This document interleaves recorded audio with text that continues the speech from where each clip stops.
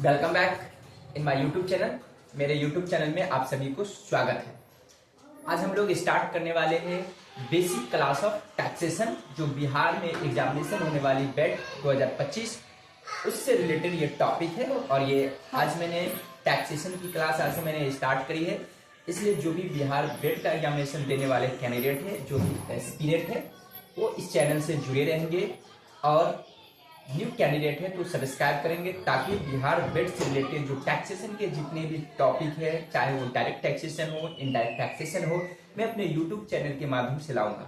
साथ ही साथ अकाउंटेंसी हो, फाइनेंस है, इन तमाम प्रकार के टॉपिक अपने यूट्यूब के जरिए मैं आप लोगों से कम्युनिकेट करूंगा, ताकि टाइम टू टाइम आप लोगों को पता चल सके। और इसके रिगार्डिंग जो भी अपडेटेड आएगा ऑफिशियल न्यूज, वो भी मैं टाइम टू टाइम अपने YouTube के माध्यम से आप लोगों तक जुड़ने की कोशिश करूंगा। तो आज चलते हैं, हम लोग स्टार्ट करते हैं टैक्सेशन का बेसिक क्लासेस, टैक्सेशन क्या है, और साथ ही साथ हम लोग MCQ क्वेश्चन भी सॉल्व करेंगे। लास्ट क्लासेस में मैंने एक MCQ क्वेश्चन करवाया था, ठीक है, सिर्फ PDF के माध्यम से, वो मैंने अपलोडेड कर दिया हूँ इस चैनल के डिस्क्रिप्शन बॉक्स में, उसका मैं लिंक भी प्रोवाइड कर दूंगा, ताकि बेसिक क्लासेस का जो ऑब्जेक्टिव है, MCQ क्वेश्चन है, वो भी आपको कॉन्सेप्ट क्लियर हो जाएंगे। तो चलते हैं, हम लोग समझते हैं।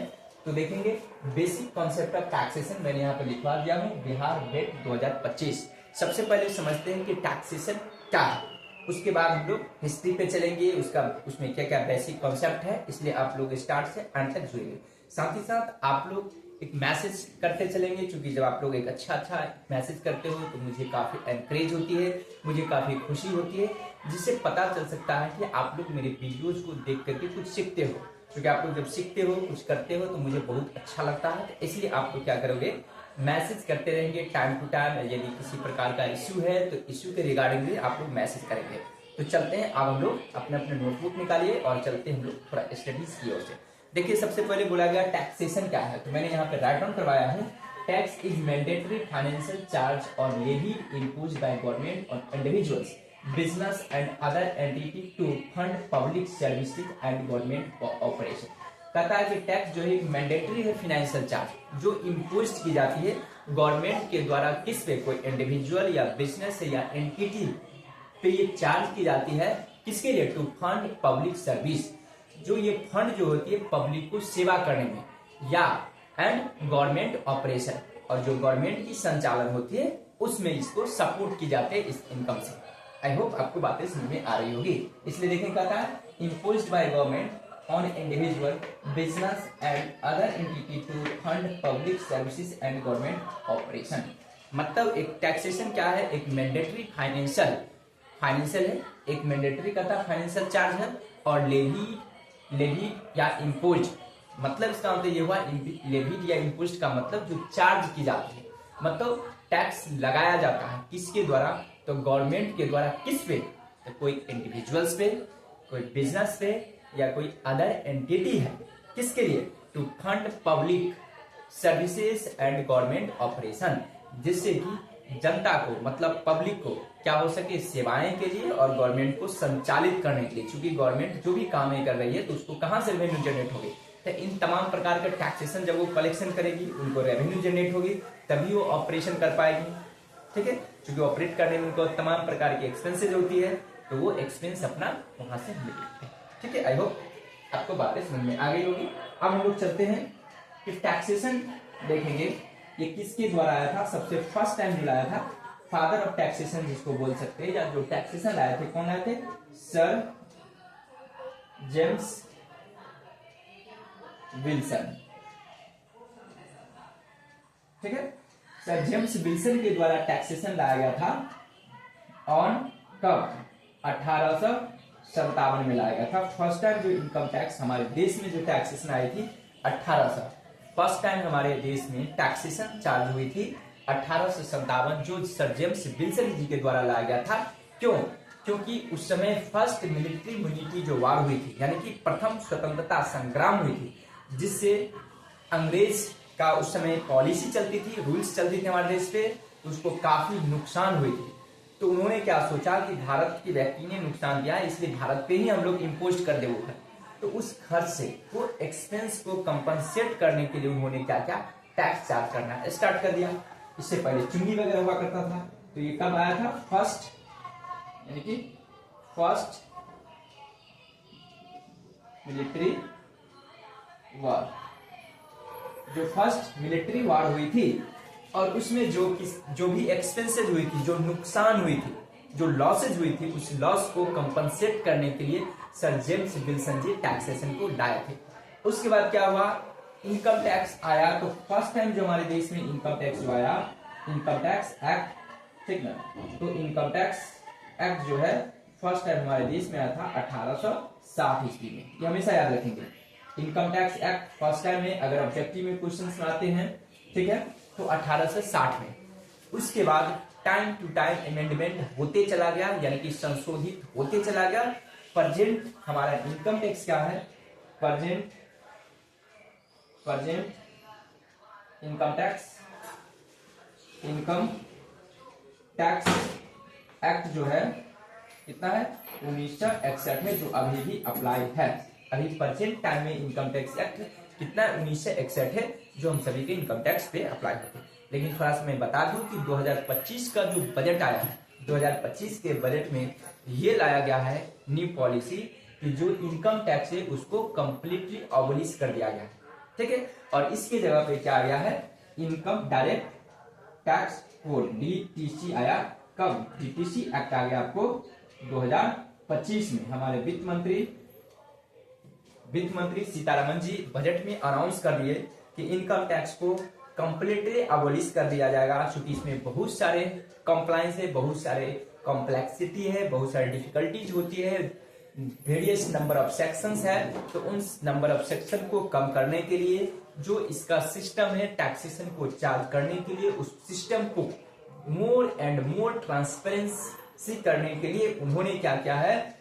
इस बार इनकम टैक्स को हटा करके डायरेक्ट टैक्स कोड कर दिया। लेकिन हम लोगों को 2025 में एग्जामिनेशन होगी तो इससे पहले के ही क्वेश्चन पूछा जाएगा इनकम टैक्स का। सिर्फ हो सकता है करंट में आपसे पूछा जा सकता है कि इनकम टैक्स के जगह पे नया टैक्स कौन सा आया है, ठीक है। ये आपको क्वेश्चन करंट में बनती है और इससे रिलेटेड क्वेश्चंस अभी नहीं आएंगे, ठीक है।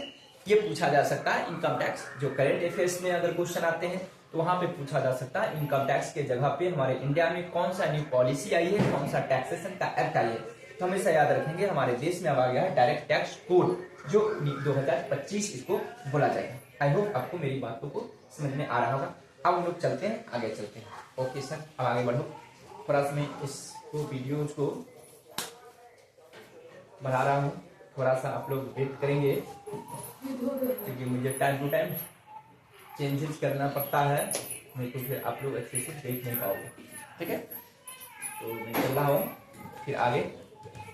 अब देखिए टैक्सेशन की ऑब्जेक्टिव क्या है, ऑब्जेक्टिव्स ऑफ टैक्स, टैक्स लगाने की ऑब्जेक्टिव्स क्या है।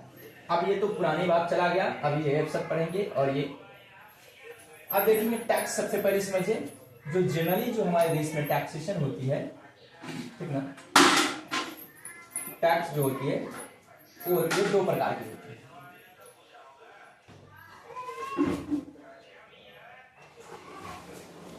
टैक्सेशन कितने प्रकार की होती है? जनरली दो प्रकार की। इस बार फिर मैं आगे बताऊंगा टैक्स को, और बहुत सारे टाइप्स है, लेकिन सामान्यतः दो प्रकार की होती है। एक होती है डायरेक्ट टैक्स और दूसरी होती है इनडायरेक्ट टैक्स, ठीक है। अब समझ लीजिए ये कि डायरेक्ट टैक्स क्या है, इनडायरेक्ट टैक्सेशन क्या है। तो देखेंगे डायरेक्ट टैक्स का मतलब ये होती है जो भी इनकम और वेल्थ पे जो भी टैक्स लेविड की जाती है उसे डायरेक्ट टैक्स बोला जाता है। इनडायरेक्ट टैक्स वैसा tax levied on goods and services, जो भी गुड्स एंड सर्विसेज पे चार्ज की जाती है उसको बोला जाता है इनडायरेक्ट टैक्सेशन, ठीक ना। तो यहाँ पे हम लोग समझते हैं कि डायरेक्ट टैक्स का मतलब होता है tax levied on income and wealth of an individual business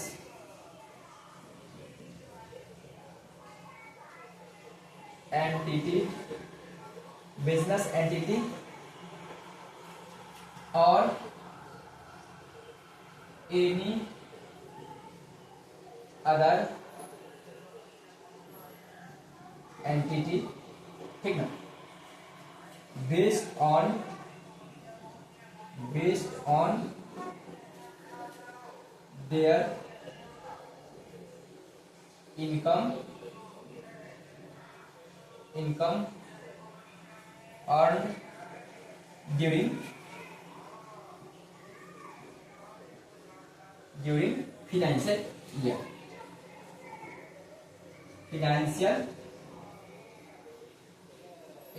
ठीक है। आई होप कि आपको बातें समझ में आ रही होगी कि क्या है डायरेक्ट टैक्स। और इसी में डायरेक्ट टैक्स कहता है डायरेक्ट टैक्स इंक्लूड्स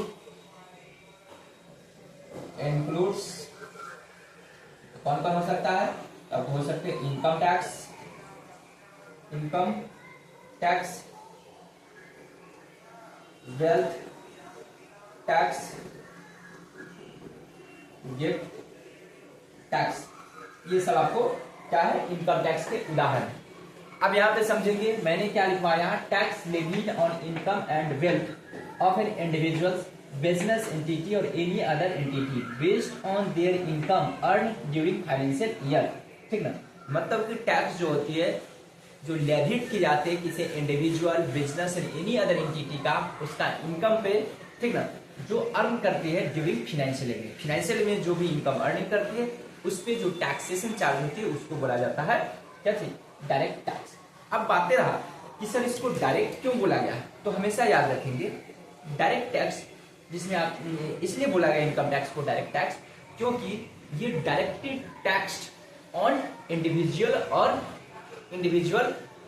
और कोई भी बिजनेस एंटिटी, ये डायरेक्टली कोई इंडिविजुअल और बिजनेस एंटिटी पे चार्ज की जाती है और उसे ही डायरेक्टली गवर्नमेंट को पेड किया जाता है, इसलिए इसको नाम रखा गया डायरेक्ट टैक्स, ठीक ना।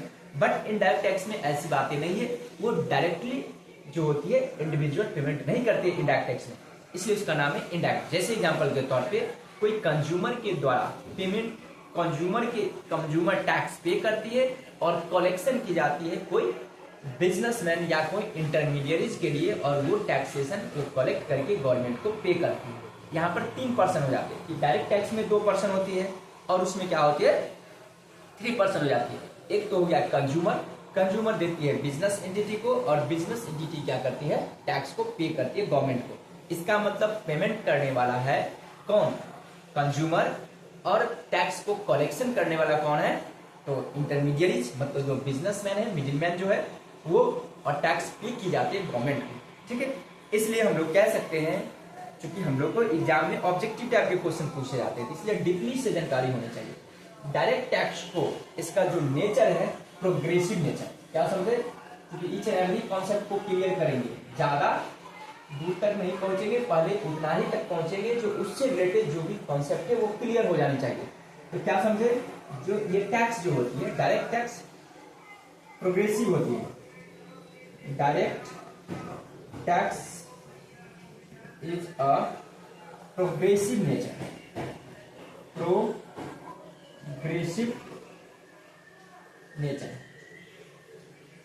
Progressive tax nature. अब इस पे भी हम लोग को फोकस करनी है। डायरेक्ट टैक्स को प्रोग्रेसिव टैक्स नेचर बोला गया है, ऐसा क्यों सर, इसलिए बोला गया है क्योंकि इनकम टैक्स में ऐसा प्रावधान है कि आपको इनकम का लेवल जैसे जैसे बढ़ेगा, ठीक है, टैक्सेशन के रेट बढ़ते चला जाता है, इसलिए डायरेक्ट टैक्स को क्या बोला गया, प्रोग्रेसिव टैक्स नेचर। हमेशा याद रखेंगे, अक्सर एग्जामिनेशन में ये पूछ देता है कि प्रोग्रेसिव टैक्स में से कौन सा है, डायरेक्ट टैक्स है या इनडायरेक्ट टैक्स है। तो हमेशा याद रखेंगे ये प्रोग्रेसिव नेचर का है। क्यों, क्योंकि इस पे स्लैब रेट आप देखेंगे, अगर कोई कॉर्पोरेशन टैक्स है, जैसे इसमें आता है कॉर्पोरेट टैक्स भी आता है, तो कॉर्पोरेट जो टैक्स होती है उसका रेट क्या होते हैं, at the rate of 25% and 30% से टैक्स लगती है, ठीक है। अगर कोई इंडिविजुअल पे लगती है, कोई इंडिविजुअल या सोल प्रोप्राइटरशिप पे लगती है, तो उसका क्या होता है, स्लैब रेट हो जाती है स्लैब रेट मैं बताऊंगा, देखिए हमेशा याद रखिए ये जो फिक्स रेट है 25%, 30, इसको बोला जाता है फ्लैट रेट। फ्लैट रेट तमाम प्रकार की चीजों को समझेंगे, एकदम बेसिक से हम लोग चल रहे हैं। कॉर्पोरेट टैक्स का रेट अभी प्रेजेंट हमारे देश में चल रही है 25% और 30%, यानी कि 25% एंड 30%। तो देखिए क्या प्रावधान है, अगर किसी बिजनेसमैन को, किसी कॉर्पोरेशन को यदि उसका टर्नओवर 400 करोड़ से एबव होती है, तो उसको 4 करोड़ के बिगिन होती है, तो क्या होती है 25% से लगती है। यदि उस कॉर्पोरेशन का यदि टर्नओवर 400 करोड़ से एक्सीड कर जाती है, तो उसे एट द रेट ऑफ 30% से टैक्स देनी पड़ती है। तो देखिए इनकम बढ़ा, टैक्स का रेट बढ़ गया है, इसलिए इसको नाम है प्रोग्रेसिव। साथ ही साथ देखेंगे कोई इंडिविजुअल या सोल प्रोप्राइटरशिप है, उस पर स्लैब रेट चार्ज होती है। तो स्लैब रेट जब हम लोग आएंगे तो डिग्री से पढ़ेंगे, लेकिन एक अभी स्टार्टिंग है इसलिए थोड़ा सा मैं एग्जाम्पल दूंगा। जैसे आप पढ़े होंगे या जानते होंगे कि टैक्स क्या होती है, कोई इंडिविजुअल को 2.5 लाख तक क्या होता है एग्जेम्प्ट होती है। इसका मतलब जिसको 2.5 लाख इनकम उस पर टैक्स नहीं है। 2.5 लाख से फिर 5 लाख तक होगा एट द रेट ऑफ 5%, फिर 5 लाख से 10 लाख होगी तो उसका एट द रेट ऑफ 20%, फिर 10 लाख से एबव होगा तो 30%। ये हुआ ओल्ड जी। न्यू जी में क्या है 2.5 लाख तक 0, 2.5 लाख से 5 लाख 5, 5 से 7.5, 10 ऐसे करके प्रतिशत। तो देखिए जैसे जैसे इनकम का रेंज बढ़ते चला जाता है, उसका टैक्स का अमाउंट भी बढ़ते चला जाता है, रेट भी बढ़ते चली जाती है, इसलिए इसको बोला गया प्रोग्रेसिव टैक्स। आई होप आपको बातें समझ में आ गया। इनकम टैक्स हुआ। वेल्थ टैक्स का मतलब क्या होती है, जो धन पे लगती है। यदि आपके पास 50 लाख से एबव नेट अगर वेल्थ है तो उस पर आपको टैक्स देना पड़ेगा। गिफ्ट टैक्स अब प्रचलन में है नहीं, लेकिन डायरेक्ट टैक्स के अकॉर्डिंग आती है। आई होप कि आपको बातें समझ में आ रही होगी। एक बार मैं ऑन कैमरा देख ले रहा हूँ, क्या आप लोगों तक ये जो मैं लिख रहा हूँ सही से दिखाई दे रहा है या नहीं। ठीक है, अब देखेंगे इनडायरेक्ट टैक्स। ठीक है, इनडायरेक्ट टैक्स कहता है टैक्स चार्ज और लेविड ऑन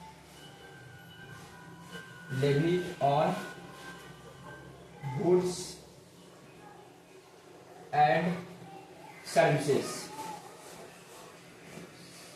एंड सर्विसेज ठीक ना,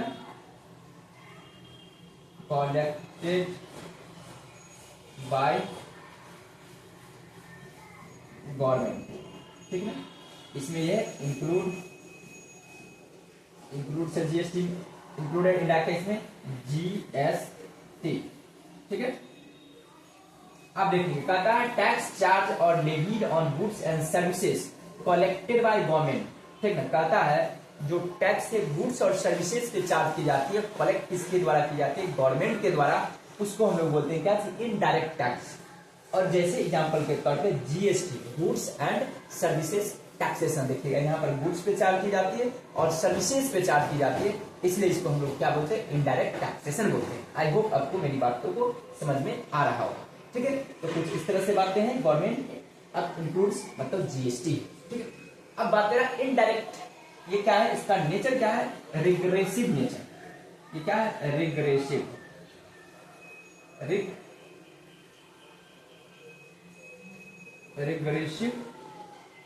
टैक्स नेचर। ठीक है, रिग्रेसिव टैक्स नेचर का मतलब होती है जैसे जैसे ट्रांजैक्शन बढ़ती है टैक्सेशन का अमाउंट घटते चला जाता है। क्योंकि यहाँ पर रेट क्या होती है, फिक्स होती है, चाहे आप 10 रुपया का ट्रांजेक्शन करो या 10,000 के करो या 10 लाख के करो या 10 करोड़ के, यहाँ पर रेट फिक्स्ड होते हैं। साथ ही साथ बल्क में करोगे तो कुछ जहां तक रिबेट ही मिल जाती है।